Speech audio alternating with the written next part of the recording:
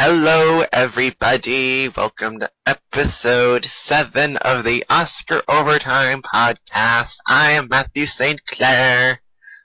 And I am Daniel Bayer, and welcome as we go inside Llewyn Davis. Yep. And that is why I did my talk singing. I had to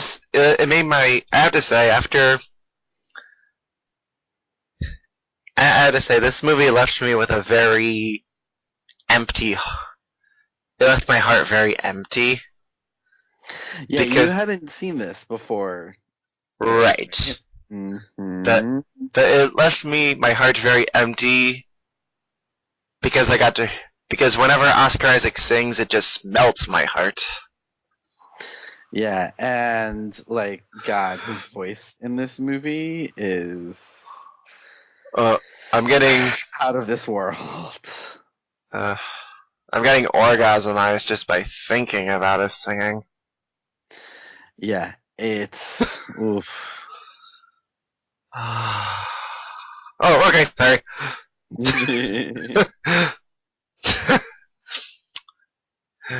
Yeah, and I will say this is probably, even though he plays a bit of an asshole, just a little bit. He gets to go in slight sex pot mode, I think. Because he's a little. He not only gets to sing, but he rocks the beard, and he has smoke the beard and that hair, and he smokes cigarettes. And he gets to be a bit of an animal person because he's accompanied by a cat, and he cares about that fucking cat too. Ugh.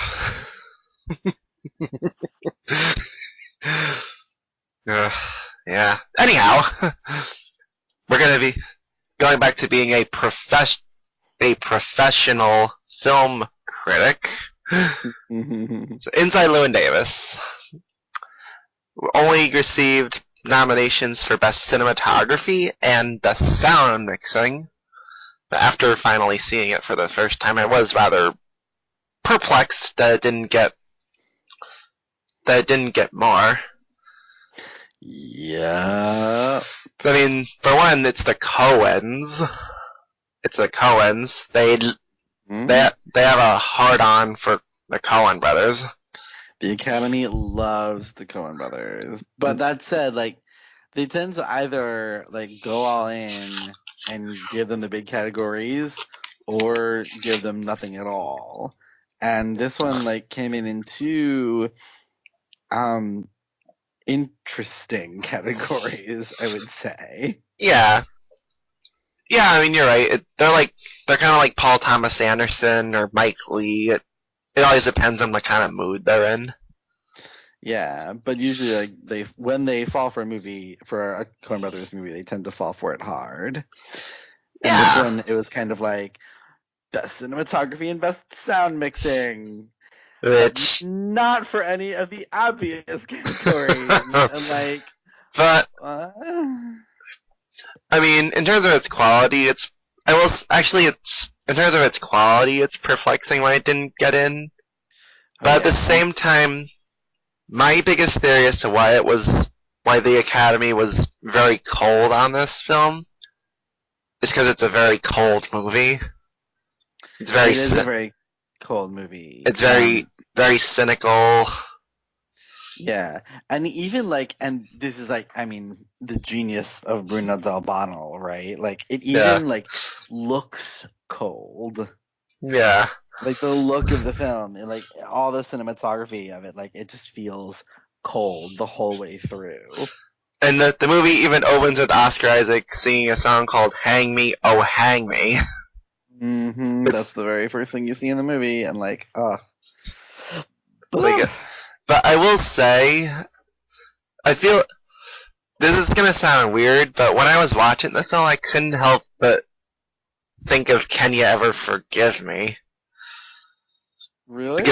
Because they're both about financially strapped artists living in New York City who take care of cats who are who are partially struggling because of their difficult personalities and their unwillingness to play ball.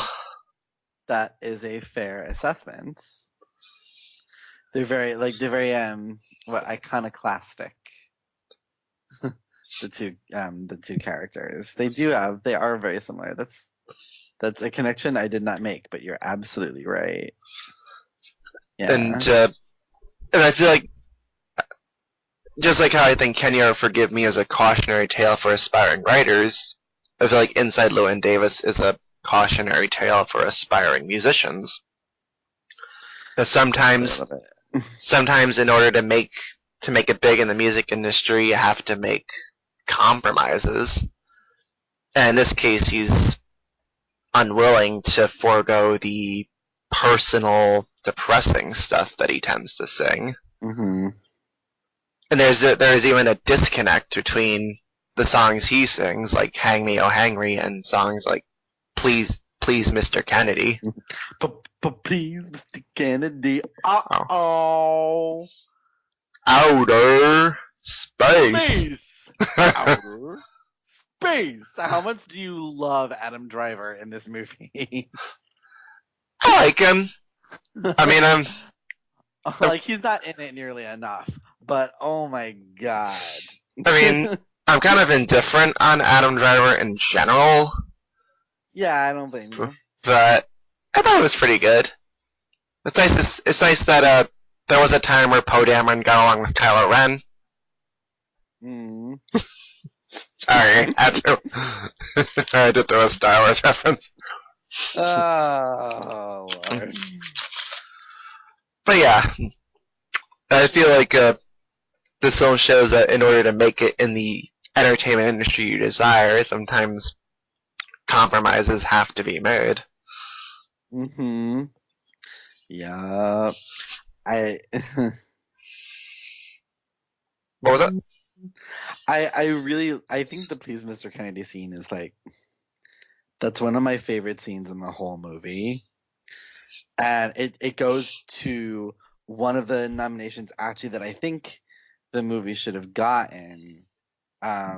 Yes. Which is Best Editing. Oh, I thought you were gonna say Best Original Song. Well, I mean, yes, although is it original? I am not entirely. It's very unclear. But I think the Coens. Roderick James is just fantastic at editing for comedic effect. Right? They just know there is this intuitive knowledge of when to cut to elicit a laugh, and it's very much it's very idiosyncratic and very much to their own films, but it works so perfectly. And that's one of those scenes where I'm just every single time, every cut in that scene makes me laugh. When they cut to Adam Driver actually singing the crazy things he's singing, and when they don't, when he's sort of off screen, it's really it's just a masterclass. And so good. And if the song really is original, which I'm not entirely sure is. Well, it got a Golden Globe nomination for original song. It did. But there are writing credits on it. It was a version of it was recorded before. It's very. I don't know. It's very unclear. And definitely if it had been eligible that year, it should have gotten. But it's credited to Ed Rush and George Cromartie, which it appeared on an album by the Gold Coast Singers. But that's a version of it because there are other like Ed Rush and George Cromartie are credited on this version of the song for the film, but also credited for the writing are T-Bone Burnett, Justin Timberlake, and Ethan and Joel Cohen. Ah. So like, is it new? Is it not? It's very confusing, and I would bet that that's probably what kept it out of the best original song lineup. Probably. I mean that, and just like competition and Dennis fucking Spiegel and Bruce Broughton. Like, fuck you, Alone Yet Not Alone. Like, what we could have had in place of you. That makes me so goddamn upset. Anyway.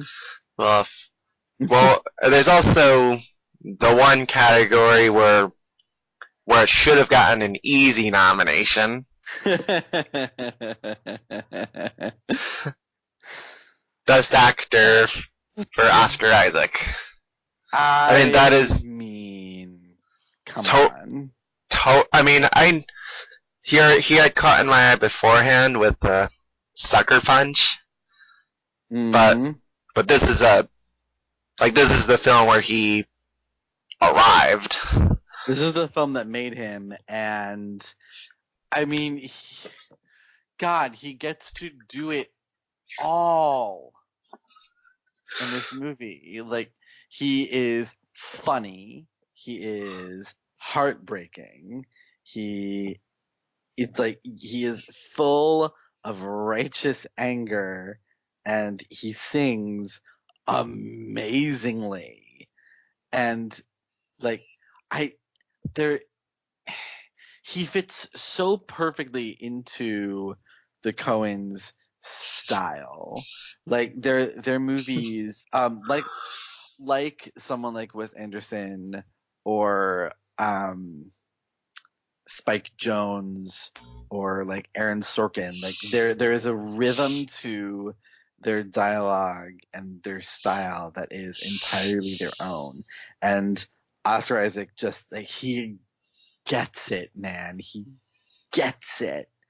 And Little by the editing, like, oh boy, do the Coens know how to end a fucking scene. Like, they know exactly when to cut to the next scene. I fucking love it.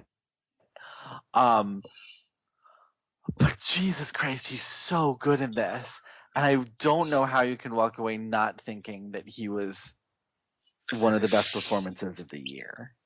Well, he should at least replace Christian Bale. I love Christian Bale in American Hustle. I'm not gonna lie. Well, as I said before, I'd replace Bruce Stern with Mads Mikkelsen, and Christian Bale with Oscar Isaac.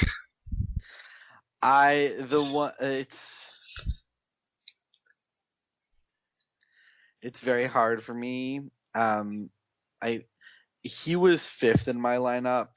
Oscar Isaac was fifth in my lineup, and this is a very tough year to have for me to get a lineup that I liked. Yeah, because there's so many performances that I like, and it feels weird like leaving off Chiwetel Ejiofor. Or Matthew McConaughey. You know? Yeah.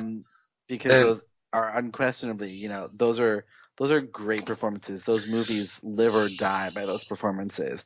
But so does Inside Llewyn Davis live or die by Oscar Isaac's performance. I mean, he is in every scene of this movie. And he might even be in like every shot. And I don't want to leave out Leonardo DiCaprio, because that is who like honestly is the one that should have won out of this lineup. Yes. Yeah. Leo in Wolf of Wall Street is like, that's one of my favorite Leonardo DiCaprio performances, honestly. And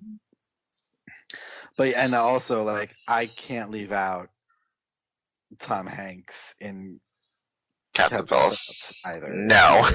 he is. Oh, Uh, God. before I had a Michael B. Jordan in Fruitvale Station, but after I saw Inside Llewyn Davis, Oscar Isaac immediately took his place. Yeah. So I'll be. This was my lineup, and it's like, God, it was very, very hard to do this. It's Tom Hanks and Captain Phillips, Leonardo DiCaprio in Wolf of Wall Street, Joaquin Phoenix in Her, Ethan Hawke in Before Midnight, and Oscar Isaac in Inside Llewyn Davis. Well, for me, Leonardo DiCaprio, Chiwetel Ejiofor, Tom Hanks, Oscar Isaac, and Mads Mikkelsen. With my winner be and it pains me to leave off Mads too, because God, he's good in The Hunt. and it pained me to leave off not just Michael B. Jordan, but Jake Gyllenhaal for Prisoners. Yeah, Hugh Jackman for Prisoners. Yeah. I mean, I thought Jake Gyllenhaal was better, but yeah. And Joaquin Phoenix, even though I love her so much. God, again, like, that's one of, like, it's maybe my favorite Joaquin Phoenix performance. I know.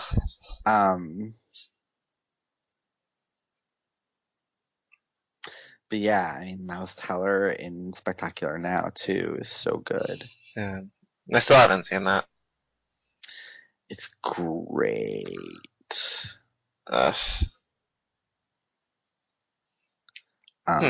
Yeah. But yeah, I don't know how.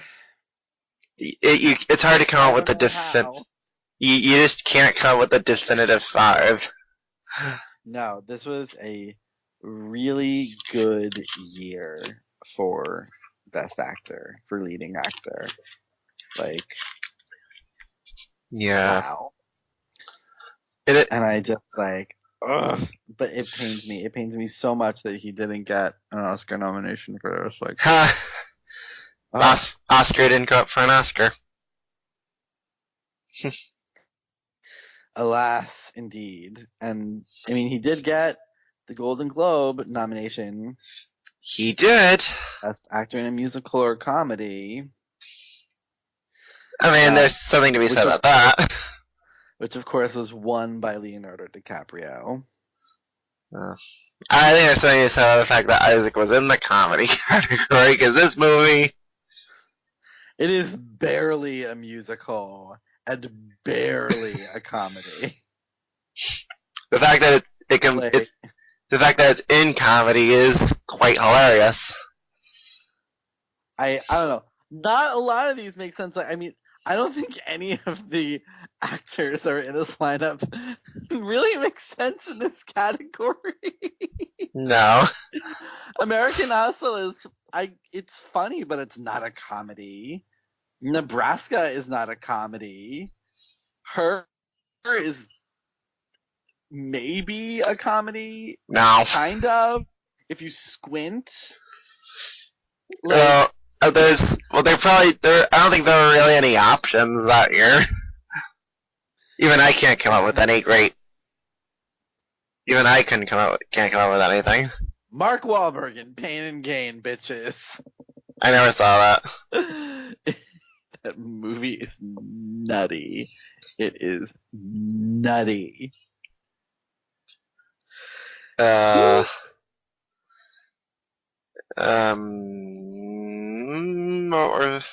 good.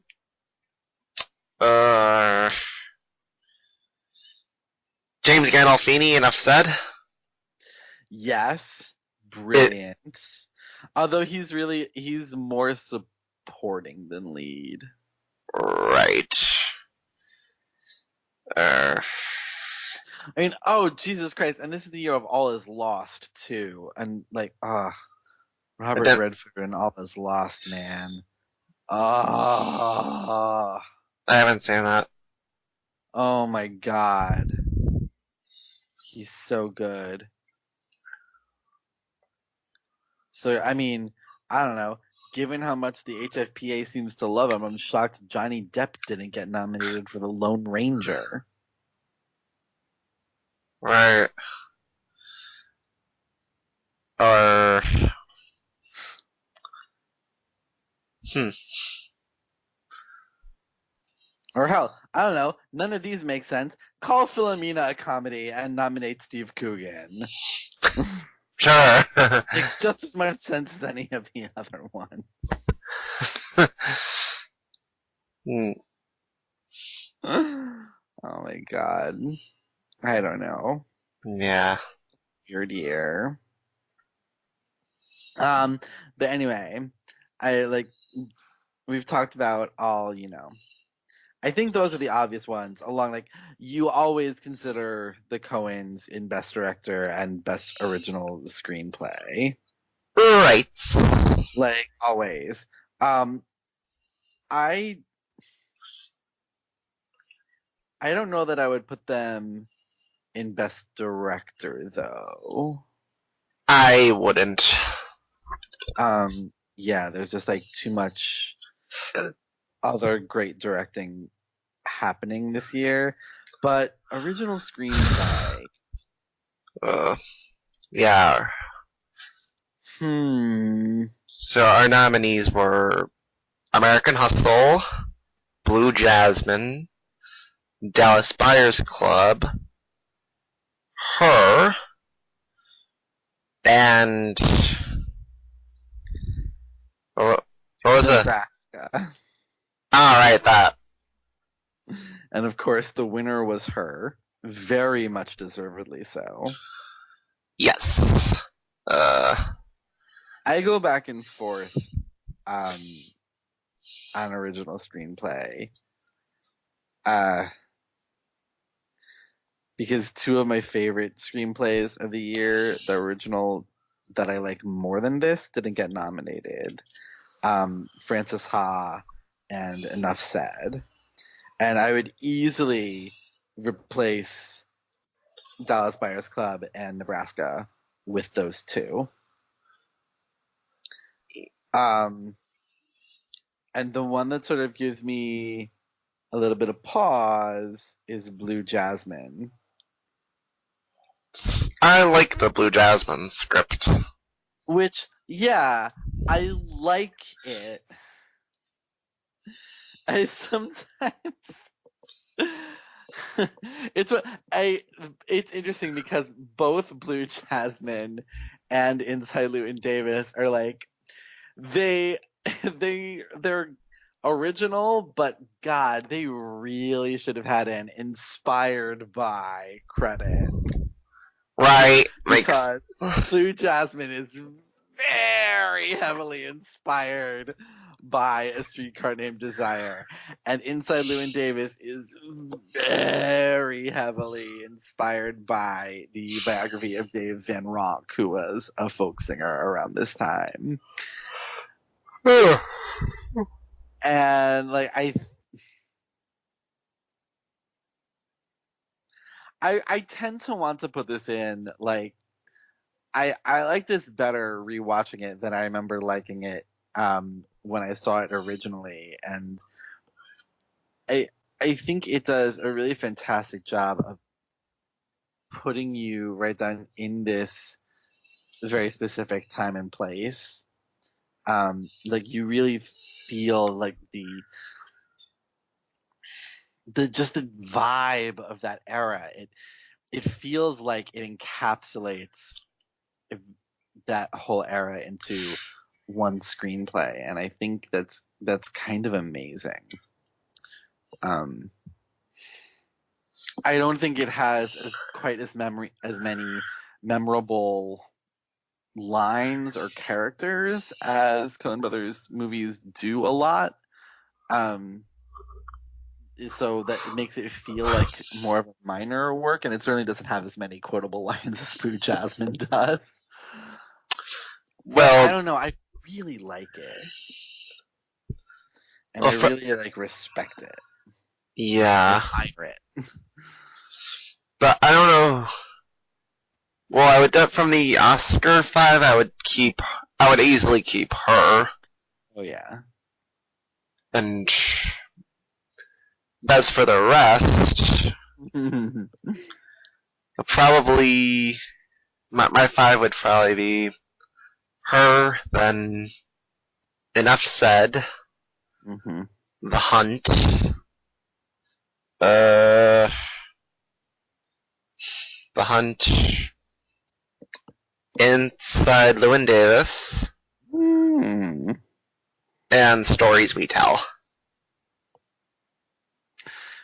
Interesting choice. Very interesting choice. I love Stories We Tell. That is a great, great movie. And documentaries don't get proper recognition for their scripts. Oh, it's very true. And like that is definitely one that has a script, and a script that deserved. Yeah.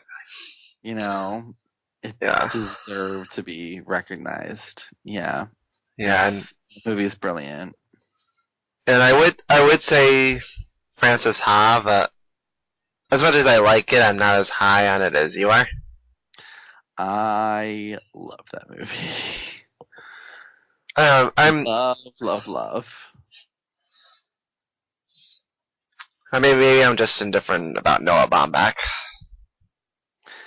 I am not the hugest fan of Noah Baumbach, but I love Frances Ha.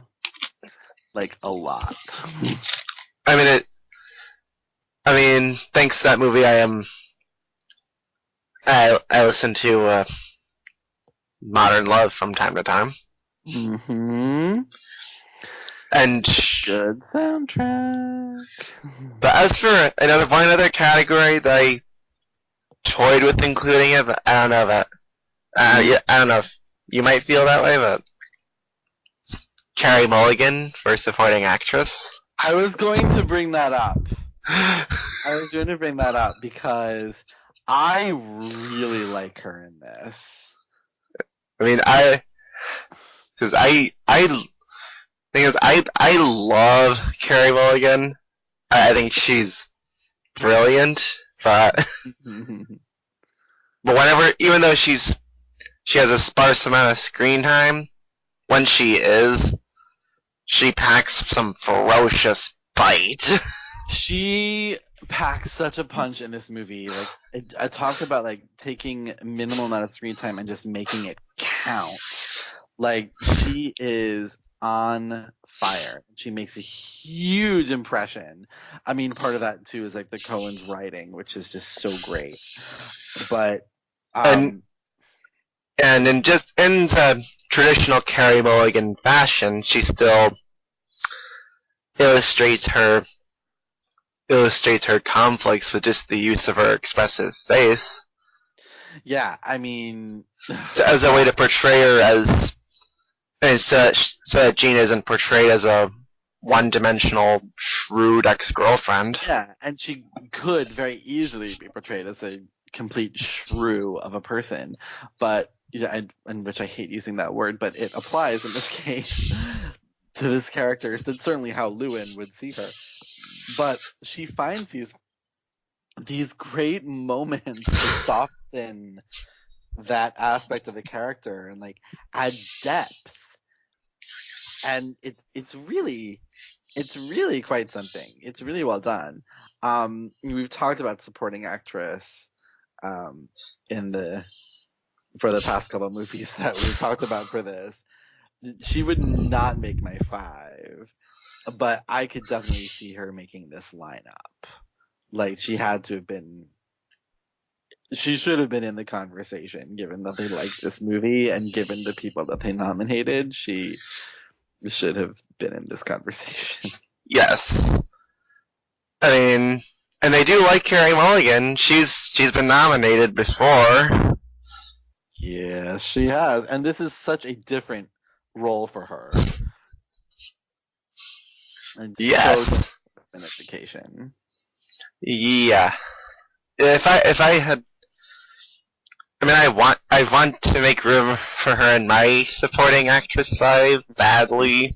Because, that was it. So I have, Caitlin Deaver, Cameron Diaz, Sally Hawkins, Lupita Nyong'o, and Lea Seydoux. Mm-hmm. God, that's a tough 5 to crack. Um,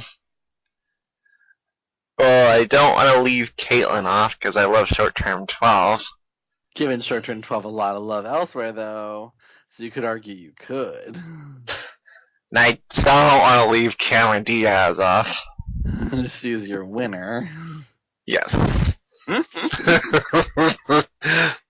But Leia's would probably be the vulnerable one.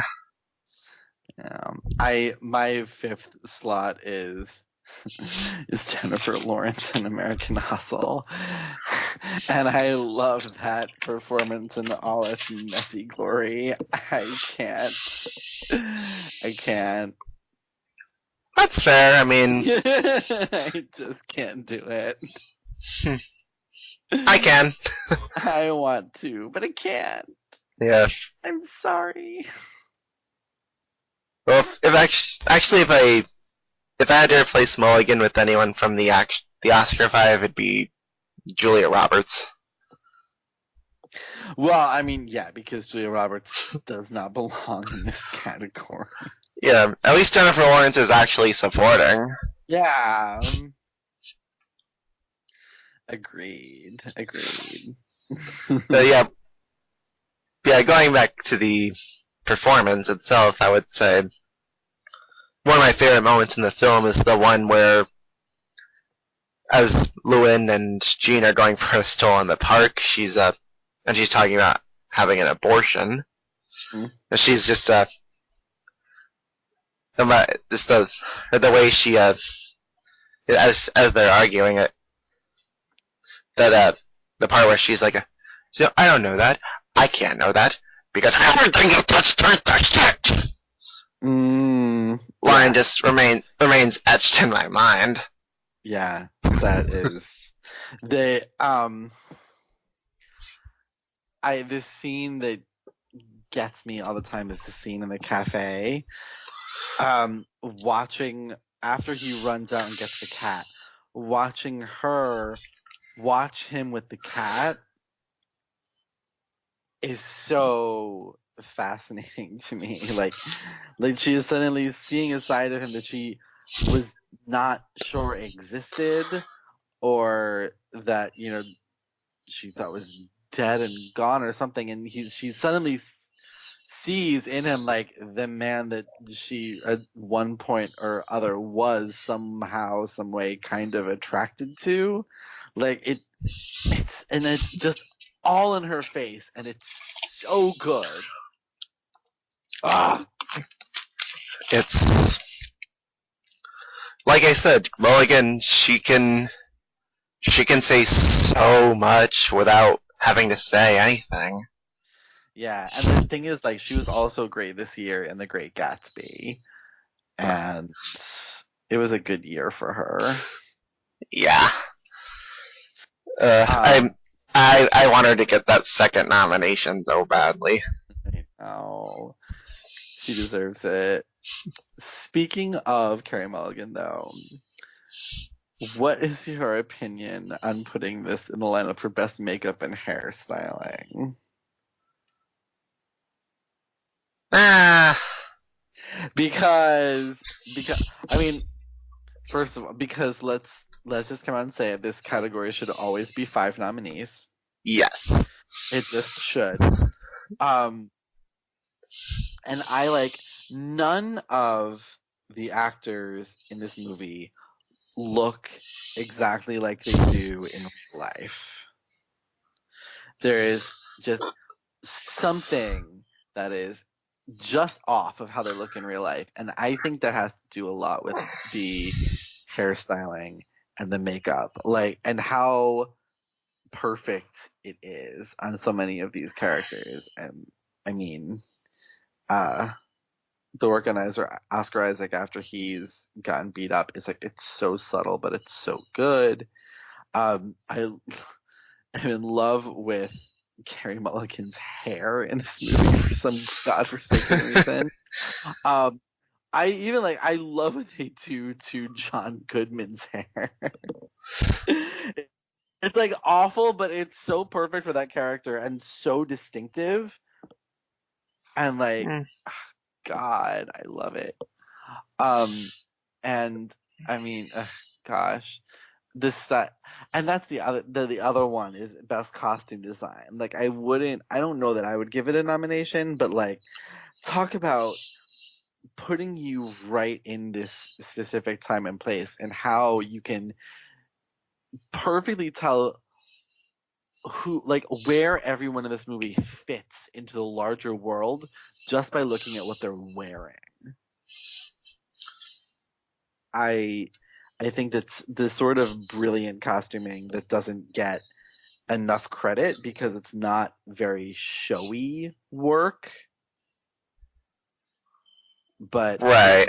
so it's so strong. Like this is what costume design is supposed to do. It's supposed to tell you about the character. I love that. I love how they do that in this movie. Actually, I may have just talked myself into giving it a best costume design nomination. Yeah. And how about uh, also it's probably a crazy one. uh, Best supporting actor. so I thought about this, but for who? Uh, F. Murray Abraham. I mean, he's got It's a that. cameo. It's a cameo. Like he's perfect. I Don't get mean, me wrong. I mean, just that line, that big line. I don't see any money here. I mean, he's he's perfect. For me, it's too small of a role to put into best supporting, and I know that seems kind of weird and arbitrary, but that's just me. Um, but also, I think this is part of the thing. Like, I think that's almost more of a triumph of casting than of performance. Like, I feel like he is the perfect actor to play that part. Fair. Like the role that role needs exactly what he brings to everything he does. He has that voice, that sense of gravitas, and also like slight but ever so slightly over it. Like he is the man that you go see for something because he is just above you. Uh, And that, um that, yeah, I would not. I believe me, I've considered it because I love him in this, but for me, it doesn't quite fit. It doesn't work. It doesn't fit in this category. But can we uh, just say God, the casting in this is so good. I mean, it usually is. Like the Coen brothers they have an eye for a knack for casting, but God, the casting in this is so good. even Garrett Hedlund as John Goodman's driver. Gareth Edlund, perfect, perfect, absolutely perfect. I mean, it's basically On the Road.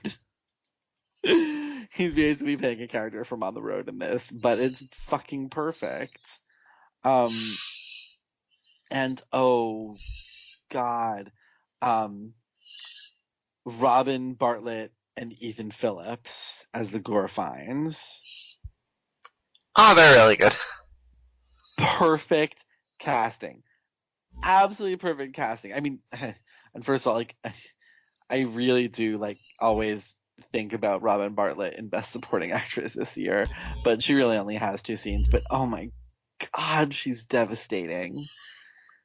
She's so good. Absolutely devastating in that first scene when, they have, when Llewyn just is over there and they beg him to sing. She starts singing with him and he just blows up at her, and that is so, so powerful. And then Wait. she comes back with the cat. And it's so funny. This is not our cat. Where's his scrotum? It's so perfect. God, and oh God, it takes such talent to weave together that comedy and tragedy like that. It's so good. But again, it's too small part for supporting category, which, that I don't make the rules, I just enforce them. um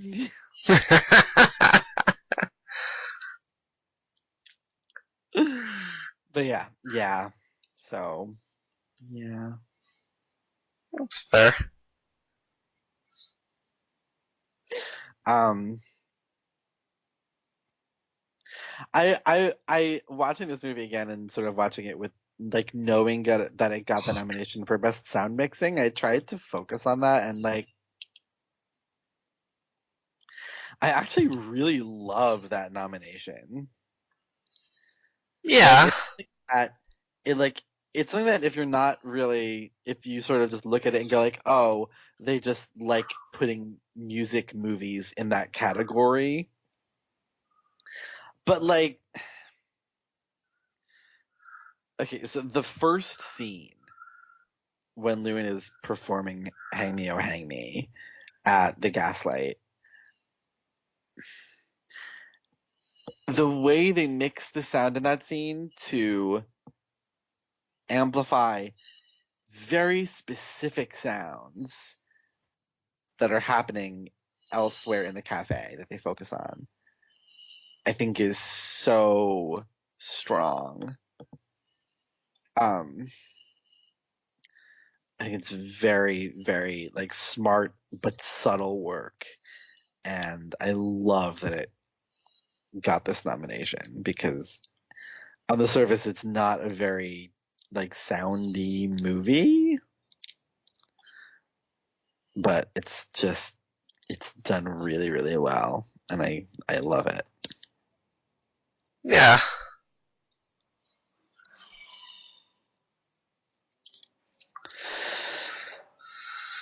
So, and then of course, the big one, Matthew, Mm-hmm.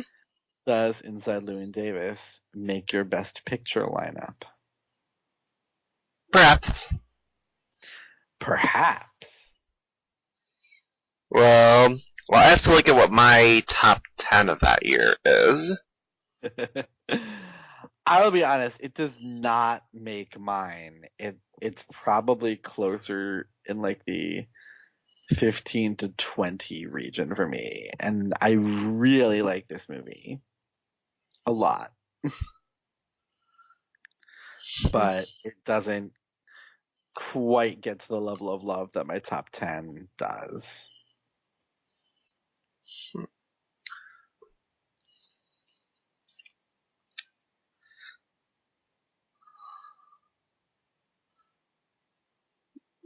Yeah, probably the same. Yeah. Which, and that just shows you how good of a year this was, really. Oh, yeah. It was amazing. Mm-hmm. All right, so going down, let me see what. So I give this one. I give it nominations for Best Actor, Best Original Screenplay, Best Original Song, Maybe. Yeah, fine. Okay. Best original song, best sound mixing, best cinematography, best costume design, and best film editing. So, wow, I give this 7 nominations. That's a lot. I did not expect to get that many. Wow, what happened? I'd give it the first 5. Actually, I don't know if I'd give it editing. No, I probably would give it editing. I would give it editing. No, Yeah.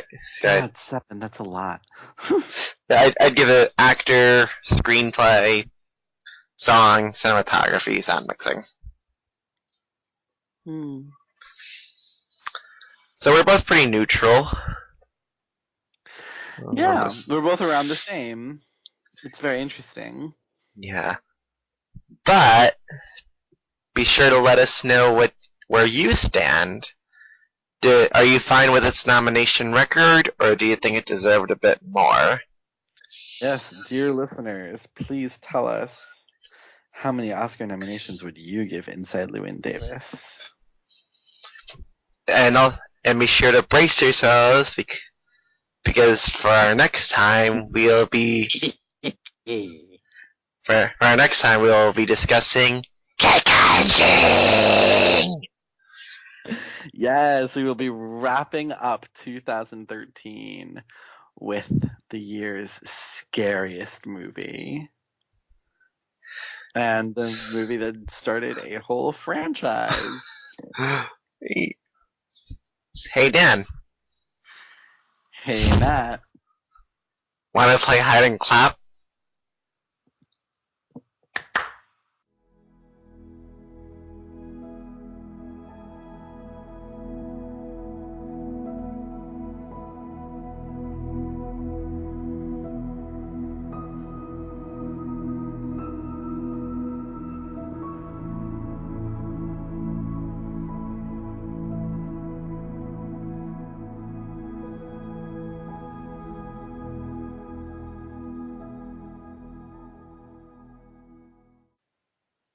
Alright, so now that Dan and I underwent our main topic, it's time to give an overview of what we've been watching as of late.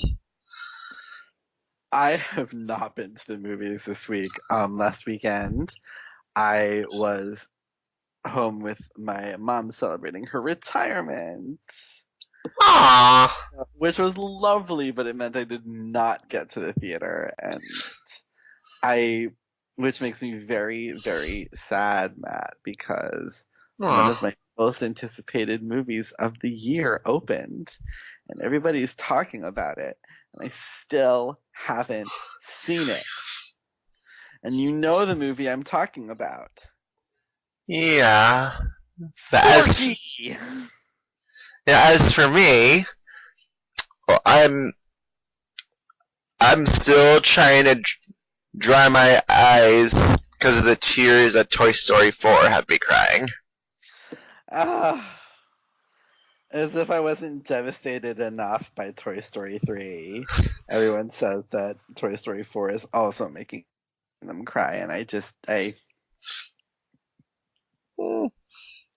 can't do it. I'm in this place where I'm like very much give it to me. Yes, I accept it. Make me cry. Wring my tears, please. I'm like here for it. I'm ready and waiting. If any, I probably won't say too much because I know you're really excited. Yeah, don't say too much. I have done my best to avoid any plot detail. Oh, I'll just say one thing. One thing. This movie's proof that Keanu Reeves is the perfect human specimen. Ha! Even more so than Richard Madden? Equally. Okay. I mean, I'm a little. It'll take me a while to get on the Keanu train like everyone else. Oh. And he's having a really good summer between this and John Wick Chapter 3 and Yep. his supporting role and his cameo in Always Be My Navy, which is on Netflix. Mm-hmm.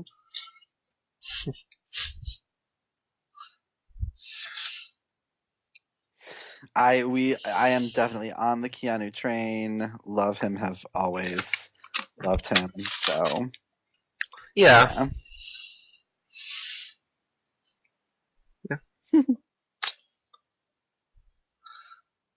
Oh, also. Never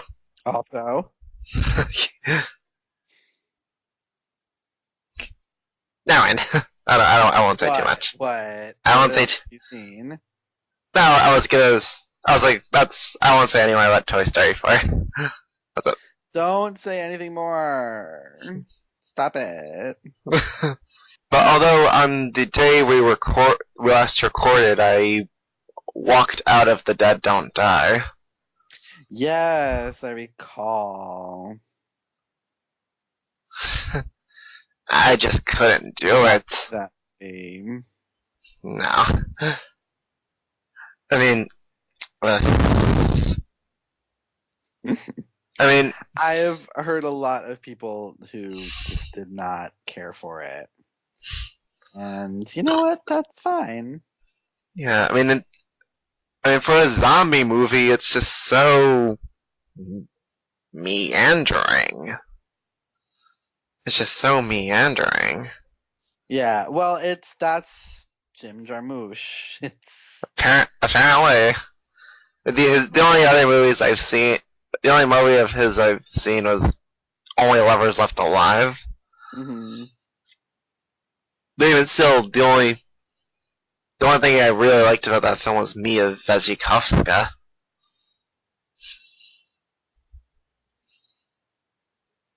Yeah. So, I still want to check out the rest of his catalog just to see where I truly stand on his work, but I'm guessing that's just his style. Yeah, it's very dry.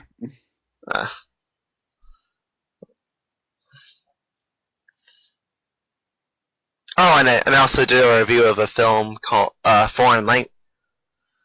I also did a review of a foreign language film called The Chambermaid, which is now screening at Film Forum.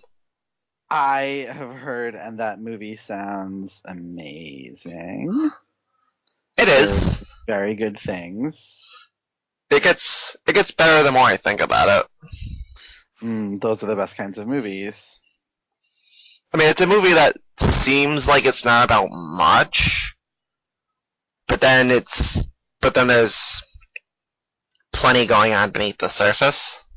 Yeah, I like that. Yes, it's playing in Film Forum right now. In case you're interested, I definitely need to get down there and try to see it.